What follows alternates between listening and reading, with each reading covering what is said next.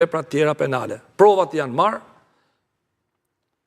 dhe nuk mund të cënojmë marrjen e provave. Dhe për shkak të personalitetit mund të kryej vepra penale. Nuk ka rrezik hike, ishte në Amerikë dhe erdhi prapë. Pra neve mund të procedojmë dhe me masa tjera. Sepse duhet të hedhim, të bëjmë një koncept. Masë e sigurimit nuk është masë dënimi. E para, e dyta, jo vetëm për velije, por dhe për qytetarët e thjesht, sot burgjet shqiptare janë mbushur plot. Burgjet shqiptare janë mbushur plot. I ke plot me njerëz thjesht për një rënja shashi, për një shitje të simuluar. Po, si shpjegohet kjo, Karança? Pra, prokurorët, sa më shumë njerëz fusin në burg, aq më shumë përfitojnë në karrierë apo çfarë? Dhe gjykatësit që aprovojnë. Kjo është bërë një trend tash. Futën burg të jemi brenda. Po futën burg të jemi brenda, të jemi brenda se sido që të jemi brenda, që të mos thënë, po për mua është më e rëndë se të lesh njëri brenda, sepse dhe s'merren parasysh pasojat që i krijon personit që është në burg. Duhet pa, jo vetëm te velia, por tek gjitha rastet edhe tek populli thjesht. Ke më shumë të paraburgosur se të burgosur. Duhet procedohet dhe me hetimin e gjendit lirë. Nuk është në një gjë e veçantë. Me përjashtim të veprave me bandave ose grupeve kriminale që dhe veprave me rrezikshmëri. E tha dhe zoti Domani me drejt, ato janë raste që kanë rrezikshmëri. E dyta, edhe për dhunën familje për shkakun. Që po ta çosh burrin në shtëpi, ai gruas më ndroi. Tash duhet të rrim burr që qetësohet. Ose për përndjekjen, vepra penale e përndjekjes. Ke përndjekësi që dalin në rrugë, i thot, mjaft më thot robi, ai vazhdon dhe e përndjek. Pra ky duhet një masë me qëllim ndalimin e veprimeve të mëtejshme. Po jo për këto që të theti, për një cigare hashash ose shkelje të tjera nuk e di. Dhe cigare hashash është turp i madh, ke njerëz për cigare, për i blerit simuluar i ke burgjet plot.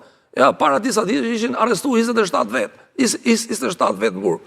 Ai dënimin e merr personi, nëse është recidiv, sepse ka dhe rregulla masë sigurimit.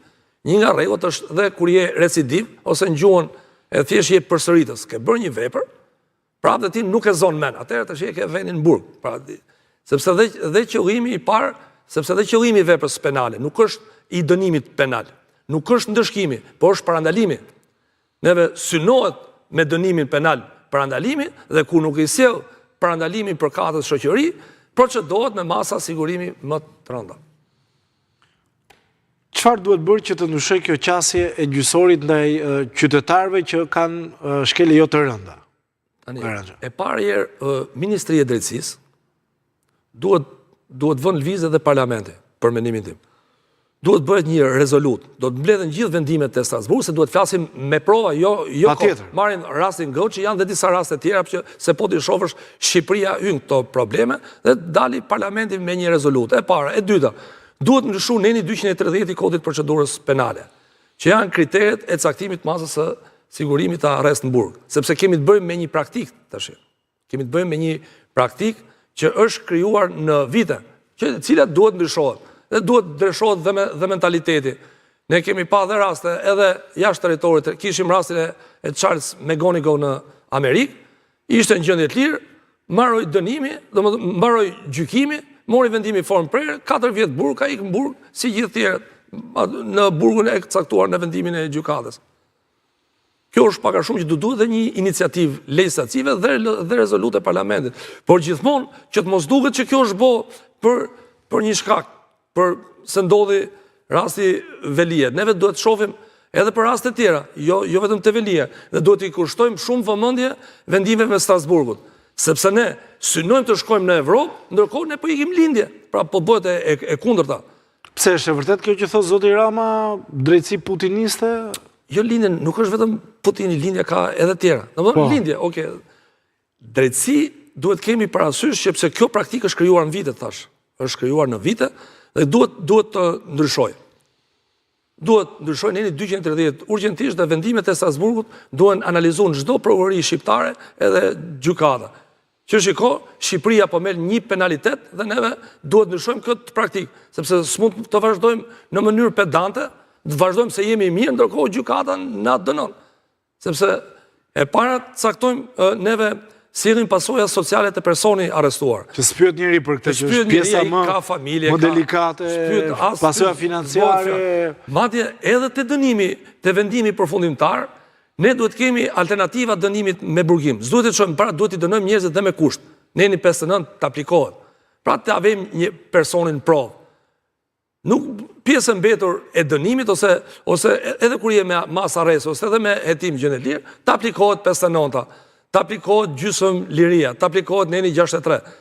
Sepse një intelektual, një person me shkollë të lartë, në qoftë se e dënove penalisht, ai ka marrë fund, nuk ka nevojë edhe me fut në burg. Edhe e dyta, edhe tek përsa i përket qëllimit ligjvënësit, edhe qëllimi SPAK-ut është që të mbledhë sa më shumë fondet që janë shpërdoruar. Dhe në këtë këndvështrim duhet parë që të merren që pronat e sekuestruara ose parat të kalojnë në favor të shtetit, pra ka qëllim më shumë mbushjen e buxhetit shtetit.